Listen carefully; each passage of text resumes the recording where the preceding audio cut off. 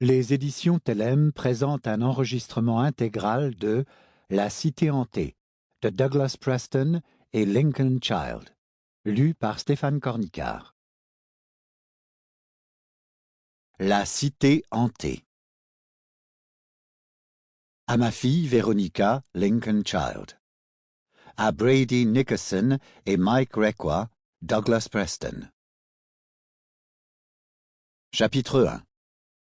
Mercredi 24 novembre 1971.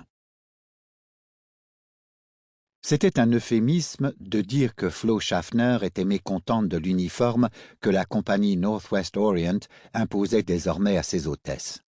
En particulier, elle détestait la casquette à visière dotée d'oreillettes qui la faisait ressembler à Donald. Mais Flo était une jeune femme consciencieuse, et c'est avec un large sourire qu'elle accueillit les passagers du vol 305 reliant Portland à Seattle avant de vérifier leurs billets. Tout en s'en réjouissant intérieurement, elle s'étonna que l'avion soit aussi vide. Elle s'était attendue à ce que le vol soit complet, puisqu'on était à la veille de Thanksgiving, mais seul un tiers des sièges étaient occupés, ce qui lui faciliterait la tâche. Les voyageurs s'installèrent tranquillement aux places qui leur étaient assignées, et elle remonta l'allée centrale en demandant à chacun ce qu'il souhaitait boire, tandis que sa collègue, Tina Mucklow, faisait de même à l'avant du Boeing 727. L'occupant du siège 18C, un homme affable, d'âge moyen, portant costume gris, chemise blanche et cravate noire, avait conservé son imperméable.